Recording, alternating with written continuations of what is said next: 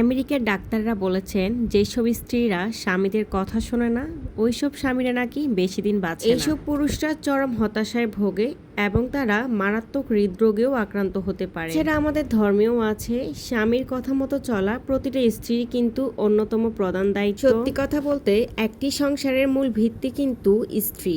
স্ত্রী যদি ভালো থাকে এবং সঠিক পথে থাকে তাহলে ওই সংসারে কোনো ধরনের সমস্যাই হয় না। এছাড়া একজন সন্তানকে আদর্শ সন্তান হিসেবে গড়ে তোলার জন্য একজন মাই কিন্তু সবচেয়ে বড় ভূমিকা পালন করে। হ্যালো এভরিওয়ান, আসসালামু আলাইকুম। প্রতিদিনের মতো আজকেও ডেইলি ব্লগ নিয়ে হাজির হয়েছি আপনাদের মাঝে। আশা করছি ভিডিওটির সাথে থাকবেন। শুরুতেই রিকোয়েস্ট করে নিচ্ছি লাইক দিয়ে আমার ভিডিওটি একটু কন্টিনিউ করে নেবেন। আপনাদের ছোট লাইকটা আমার কিন্তু অনেক বেশি দরকার, অনেক বেশি জরুরি আমার ছোট্ট চ্যানেলের জন্য। তাই আশা করছি সবাই সহযোগিতা করবেন। আজকের ভিডিওটি একদম সকাল থেকে শুরু করলাম। আজকে সকালে পরোটা বানাচ্ছি আর একদম গোল গোল টাইপসের পরোটা কিভাবে বানাবো সেটা কিন্তু আপনাদের সাথে আজকে শেয়ার করব। এছাড়াও আমার ছেলের জন্মদিন উপলক্ষে দারাজ থেকে ছেলের জন্য কি কি অর্ডার করেছি সবকিছুই ডিটেলস শেয়ার করছি আজকে আপনাদের সাথে। আশা করছি পুরো ভিডিও জুড়ে থাকবেন। আমরা অনেকে হোটেলের মতো গোল টাইপসের পরোটাগুলো বানাতে পারি না। বাসায় যে আমরা পরোটা বানাই বেশিরভাগই আমরা কিন্তু চার কোনা পরোটা বানিয়ে থাকি। তো আমি আজকের ভিডিওতে একদম সহজভাবে কিভাবে গোল টাইপসের পরোটা বানাবেন সেটাই শেয়ার করব। খুব সিম্পল ভাবে পরোটার ডোটা রেডি করেছি। এখানে লবণ দিয়েছি, 1 চামচ চিনি দিয়েছি এবং আমি নর্মাল পানি ব্যবহার করেছি। অনেকেই অবশ্য পারে গোল টাইপসের পরোটা বানাতে, তবে যারা পারে না, যারা নতুন রাঁধুনি আছেন, যারা নতুন বিবাহিত তাদের জন্য কিন্তু উপকার হবে। পরোটার ডো সবসময় একটু নরম টাইপসের করার চেষ্টা করবেন, এতে করে পরোটাগুলা একটু নরম নরম খেতে ভালো লাগে। তবে আমার আজকের পরোটার ডোটা হালকা শক্ত হয়ে গেছে। পরোটার ডোটা খুব ভালোভাবে মথে নিয়েছি। এখন আমি ভাগ করে নিচ্ছি। আমি 5টা পরোটা বানাবো। পরোটা কিভাবে বেলে নিতে হয় সেটা তো সবাই জানেন, ওইটা আমি অবশ্যই আজকের ভিডিওতে শেয়ার করছি না। পরোটা আমি বেলে নিয়েছি। এখন দেখুন আমি চারকোনা পরোটাটাকে কিভাবে গোল শেপ করে নিচ্ছি হাত দিয়ে। একদমই ইজি। এটা আসলে মুখে প্রকাশ করার থেকে আপনারা যদি ভিডিওটি একটু ভালোভাবে খেয়াল করেন তাহলে অবশ্যই বুঝতে পারবেন। আর আপনাদের বোঝার সুবিধার্থে আমি আরো একটা পরোটাকে এভাবে গোল করে নিচ্ছি হাতের সাহায্যে। সকালবেলায় খুব তাড়াহুড়ার মধ্যে কাজ করতে হয়, এজন্য কিন্তু পুরোপুরি ভিডিওগুলো আর নিতে পারি নাই। পরোটা দুবার বেলতে হয় সেটা আমরা সবাই জানি। তো প্রথমবার বেলার পরে সবগুলো পরোটাকে আমি গোল শেপ করে নিয়েছি আর এই গোল শেপের পরোটাগুলাই সেকেন্ডবার আমি বেলে নিয়েছি। এই যে কথা বলতে বলতে পরোটাগুলো কিন্তু বেলা হয়ে যাচ্ছে। অলমোস্ট 2টা পরোটা বেলে নিয়েছি আর 3টা রয়েছে। এখন এই 2টা পরোটাকে আমি ছেঁকে নিব, কারণ পরোটা বেলে রেখে দিলে পরোটাগুলো নরম হয়ে থালার সাথে লেগে যায়, এজন্য সাথে সাথে ছেঁকে নেওয়াই কিন্তু উত্তম। তো যাই হোক আমি একটা পরোটা দিয়ে দিলাম তাওয়াতে। যাই হোক পরোটাগুলো আমি হালকা ছেঁকে নেব। প্রথমে হালকা ছেঁকা হয়ে গেলে দেন আমি তেল দিয়ে ভেজে নেব। মোটামুটি সবাই মনে হয় পরোটা খেতে খুবই পছন্দ করে। আমার হাজবেন্ড আর আমার মেয়েও কিন্তু অনেক পছন্দ করে। তবে এই ঝামেলার জন্য না বানাতে ইচ্ছে করে না, পরোটা বানাতে অনেকটাই সময় চলে যায়। এদিকে বাকি সবগুলো পরোটা কিন্তু আমি বেলে নিয়েছি আর আস্তে আস্তে সবগুলা কিন্তু আমি ছেঁকেও নিচ্ছি। পরোটা সবসময় আমি চা দিয়ে খাই। চা দিয়ে পরোটা আমার ভীষণ পছন্দের। আপনারা পরোটা কিভাবে খেতে পছন্দ করেন অবশ্যই কমেন্টস করবেন। চুলায় আমি চা পাতা দিয়ে চায়ের পানিটাও খুব ভালোভাবে সেদ্ধ করে নিয়েছি। আর এখন আমি আমাদের 3 জনের জন্য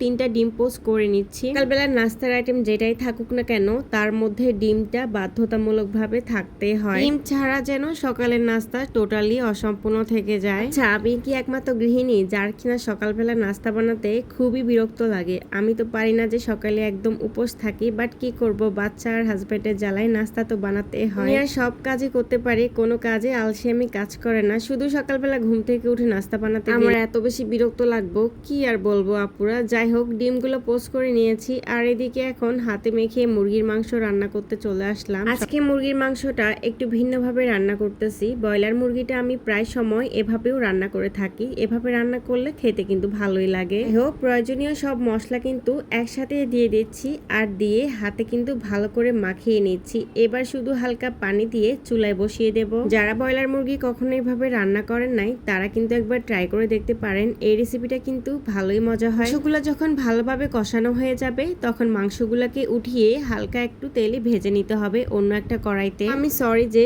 এই অংশটুকু কতটুকু আমার স্কিপ হয়ে গেছে এটা আমি আপনাদের সাথে শেয়ার করতে পারলাম না। আমি মাংসগুলোকে আবার একটু ভেজে নিয়েছি, আর ভাজা হয়ে গেলে আমি আবার দিয়ে দিলাম মশলার মধ্যে। এভাবে কিন্তু রান্নাটা হয়ে যাবে। এই রান্নাটা খেতে কিন্তু অনেক মজা লাগে। এটা আমি আমার এক দাদু থেকে শিখেছি। এদিকে অন্য চুলায় আমাদের ফ্যামিলির সবার পছন্দের একটা রেসিপি, ছুরি শুটকি দিয়ে ডিম রান্না করতেছে। ছোটবেলায় আম্মু শুটকি দিয়ে হাঁসের ডিম বুনা করতো, আর ওই স্বাদটা এখনো মুখে লেগে আছে। আমি প্রায় সময় মাছ মাংস খেতে খেতে যখন বিরক্ত হয়ে যাই সেদিনই কিন্তু এই রেসিপিটা ট্রাই করি। কিগুলাকে ভালোভাবে কষিয়ে ঝোল দিয়ে তারপর সেদ্ধ ডিম দিয়ে দিব, ব্যাস হয়ে যাবে রেসিপিটা। রান্না করতে সময় অনেক কম লাগে, তবে খেতে কিন্তু অনেক মজা। আর এখন চলে আসছি জামাইয়ের পছন্দের সবজি বাঁধাকপি ভাজতে। বাঁধাকপি যে জামাই এত বেশি পছন্দ করে, ওরে যদি প্রতিবেলাই বাঁধাকপি ভাজা দিয়ে ভাত দিই ও অনায়াসে খেয়ে নিতে পারবে, মাছ মাংসের আর দাবি করবে না। যাই হোক, বাঁধাকপি ভাজার জন্য আমি এখানে পেঁয়াজ রসুন দিয়েছি, একটু কাঁচামরিচ দিলাম, আর পরিমাণ মতো হলুদ আর লবণ দিলাম। মশলাটা ভালোভাবে কষিয়ে নেব।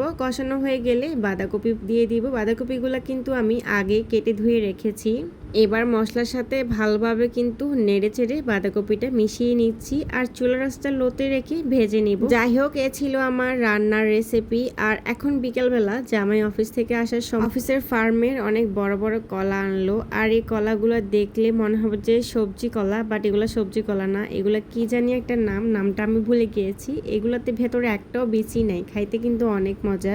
তো কলাগুলাকে আমি এভাবে পলিথিনে রেখে দিয়েছিলাম, আর 2 দিনের মধ্যে কিন্তু সবগুলা কলা পেকে গিয়েছিল। আর এখানে টুকটাক কিছু বাজার এনেছিল, গরুর দুধ এনেছিল, আটা এনেছিল, আর মেয়ের টিফিনের জন্য বন এনেছিল। এই বনগুলো দিয়ে ওকে আমি বার্গার বানিয়ে দিই। তো সবগুলো একটু প্যাকেট থেকে খুলে আমি বক্সে রেখে দিব। শীতকালে আমার বাসায় রুটি বা পরোটা একদমই খাওয়া হয় না, এজন্য কিন্তু আটাটা খুব কম কেনা হয়। এই 2 প্যাকেট আটা দিয়ে কিন্তু আমার অনেক দিন চলে যাবে, কারণ দেখা যাবে একটু ঠান্ডা ঠান্ডা লাগলে আমি প্রতিদিনই খোলাজা পিঠা বানাবো। আর শীতকালে খোলাজা পিঠা খেতে কিন্তু অসম্ভব মজা লাগে। আর এই যে এখানে প্যাকেটের দুধগুলা, এগুলাকে আমি একটু ভালোভাবে পরিষ্কার করে দেন ফ্রিজে রেখে দেব। আর বার্গার বনগুলো পলিথিন থেকে খুলে রাখতে সাথে আনা হয়েছিল দারাজে। আমি গত সপ্তাহে কিছু জিনিস অর্ডার করেছিলাম আমার ছেলের বাচ্চা উপলক্ষে। অনেকে দারাজ থেকে জিনিস কিনে নাকি প্রতারিত হয়েছে, অনেকে নাকি খারাপ প্রোডাক্ট পেয়েছে বা ঠিকঠাক মতো পায়নি। তবে বিশ্বাস করেন ভাই, আমি এ পর্যন্ত দারাজে যত কিছু অর্ডার করছি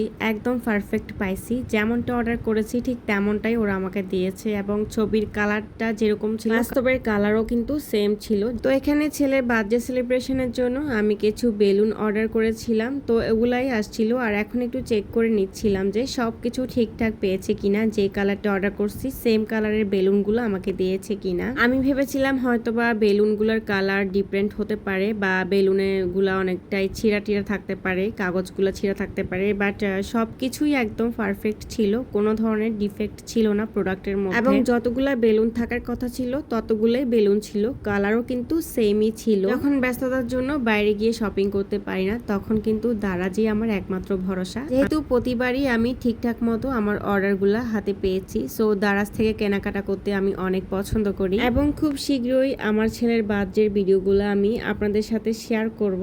আশা করছি আপনারা আমার ভিডিওর সাথে থাকবেন, আমার চ্যানেলের পাশেই থাকবেন। এদিকে আমার মেয়ে তো বেলুনগুলা নিয়ে খেলা শুরু করে দিয়েছে। ও অলরেডি বার্থডে সেলিব্রেশনের আগে অনেকগুলো বেলুন নষ্ট করে ফেলেছে। আর এই তো সকালবেলা ভিডিওটা শুরু করেছিলাম পরোটা দিয়ে, আর এখন কিন্তু রাতের বেলা। এদিকে ভাবলাম কলাগুলো একটু চেক করে দেখি কোনোটা পেকেছে কিনা, বাট একটা কলাও পাকা ছিল না, সবগুলো কাঁচা ছিল। আর রাতে ডিম ভর্তা দিয়ে ভাত খেতে মন চাইলো, তাই একটু ডিম সিদ্ধ করে নিচ্ছি। তো এ পর্যন্ত ভিডিওটি কারা কারা আছেন, যারা আছেন তাদের জন্য মন থেকে অসংখ্য দোয়া থাকবে, ভালোবাসা থাকবে। কথা বলতে বলতে একদম শেষ পর্যায়ে চলে এসেছি ভিডিওর। কেমন লেগেছে পুরো ভিডিওটি অবশ্যই কমেন্টস করতে ভুলবেন না। সবাই ভালো থাকবেন, সুস্থ থাকবেন, আমাদের জন্য দোয়া করবেন। দেখা হবে আমার পরবর্তী ভিডিও। আজকের মতো বিদায়, আল্লাহ হাফেজ।